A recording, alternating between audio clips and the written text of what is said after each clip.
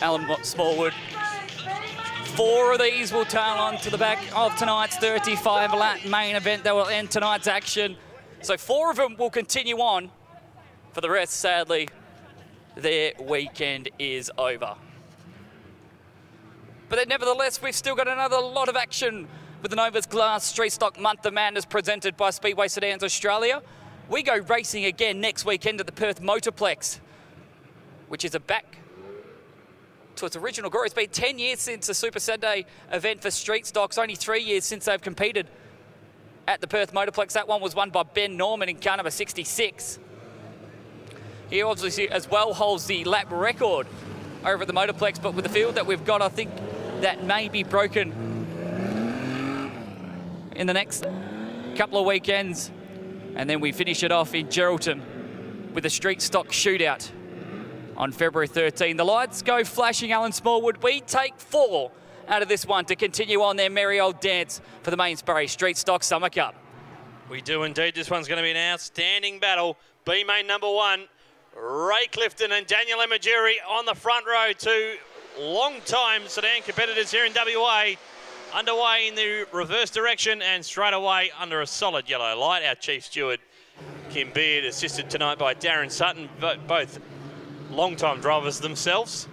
Have seen every trick in the book, Morgan, including all the ones that you tried back in your racing career. Well, what do you mean? A continuous racing career? Yeah, you haven't retired. No, it's just sporadic now. Yeah, that's the word I was going to use, actually, sporadic. Where did you finish in that late model national title that time? 7th, and I'll never forget that one, from 17th to 7th. Thank you very much. But we're not worried about my career. No, we're worried about this one, and this time it's Cody Avens that got the jump. We did. We went green. I think that caught a couple of them napping.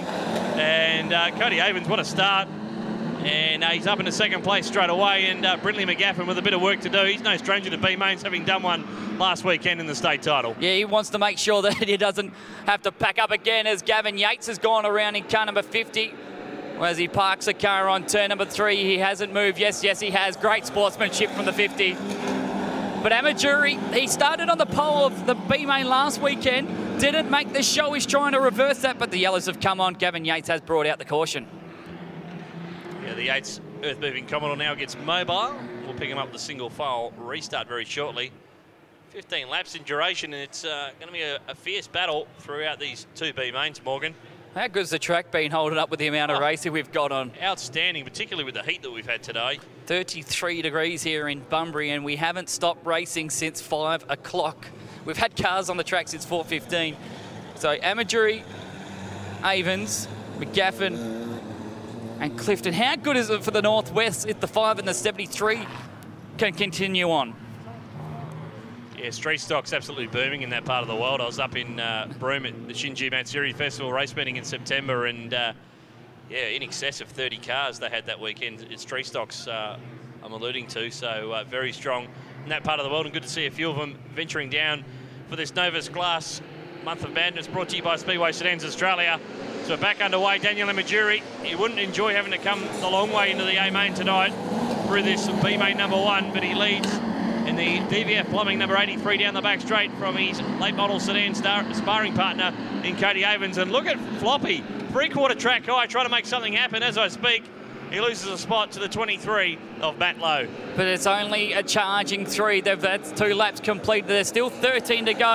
And if someone can get this top side to work to their advantage, it could be the spark that they need to make inside that top 4. We only take those drivers into tonight's A-main, and at the moment it's Emagiri, Avens, McGaffin, and Clifton, who's gone backwards. It's Tim Matthews now who could put himself inside the 24.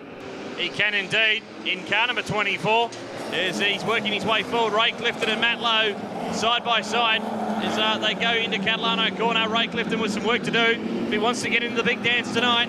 Phil Lockett from Collie sits in 7th from Wild, and Josh Martinelli, he's had a pretty ordinary night at the office by his standards, is trying to make the best of it in the Otazu Malaga Ford Falcon.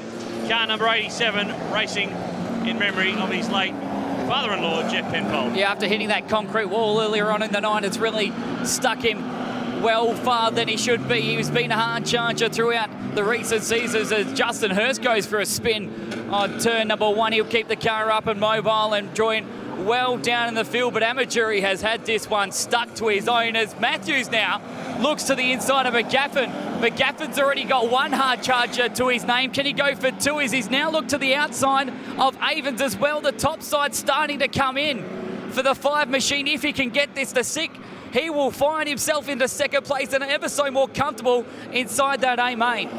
Yeah, he has the nose in front for third place. Does Brindley McGaffin a nice move in the Holden Commodore. Puts Cody Avens back to 4th, and Tim Matthews would love to be in the show as well, you would imagine, in car number 24. They hustle down the rest of straight into turn number 3 in the reverse direction. This has been fantastic Holden versus Ford racing throughout the night. Hats off to the track curators. They've really turned on a brilliant racetrack for our straight stocks that are here in huge numbers tonight for this second round of the Month of Madness. Justin Melnush has spun the car in turn number 2 as Tim Matthews now is getting racing to the outside of Cody Avens. He saw what McGaffin has done earlier on. He wants to follow suit. So too is Lykelet. So the 199 is in with a fighting chance here. If he can get around the outside of Clifton, who's just stuck to the curb of this entirety of the race. Clifton stays to the bottom. Lykelet now is in 5th as Melnush gets the car back up and running, but right in front of the leaders. We've got 5 cars now battling as Clifton has gone around. Clifton, sadly though, his challenge for the lead is all said and done. He's well out of harm's way. Over there on the back straight is Ray Clifton, former series champion in the WA Modified Sedan Series a few seasons ago. The 73 Commodore just trying to get it mobile over there on the back straight. But they head down into turn number 3, and Daniel Amajuri just looking to get this job done. Doesn't have to do anything special, just has to keep rolling the bottom like he is at the moment. And the IVEX Industries number 83. Yeah, but it's not over yet for that 4th place as Lykelet has continued with that top side. He could find his way into it, but is it done just yet? Matthews now has gone back to the bottom and just stuck there and is able to push away from the attack of the 199. But the race is not over, and Justin Hirsch could play a part in this one as he now is becoming a lap competitor for Daniel Amajuri. Yeah, that's the line that Nudge is using at the moment is the one that Justin Hirsch is using as Ray Clifton.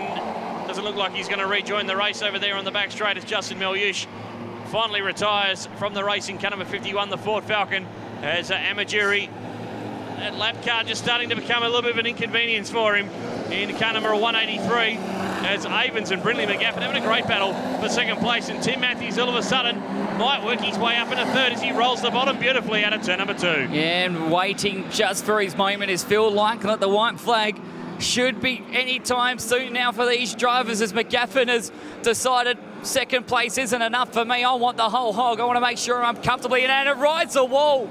He rode the wall along the front straight. Could that play any sort of havoc? As Justin Hirsch is now running where the 5 needs to be. Lykelet as well is following where McGaffin's gone, and he's right back into it. Fantastic stuff from our street stocks as Brindley McGaffin now has second place. The white flag comes from Ian Crow, 1 to run. Amajuri's got the win safely in his keeping as it's really starting to become elbows out between McGaffin, Avens, Matthews and Phil Lykelet. Floppy throwing the 199 Commodore around the Speedway, trying to work his way forward. Look at him going to the top shelf, Morgan, as they go into Picentini corner for the last time. He's got Matthews as well. This could be the run. He's into it. Does he get it at the line? Amajuri's won it right at the line. Floppy takes it. Phil Lykelet's made the show. He will start out of position number 29. Sadly, though, for Tim Matthews, it was a great run, but it's not going to be it. So making the show, Daniel Amajuri will start out of position number 17. Brindley McGaffin will start out of position 19. Cody Avens be position 21, and give it up because he did it on the final corner. Come on, Bunbury, make some noise for the man they call Floppy. The brand new VF Commodore making the show on the final corner. Phil Lykelet takes out position number 23 in tonight's final.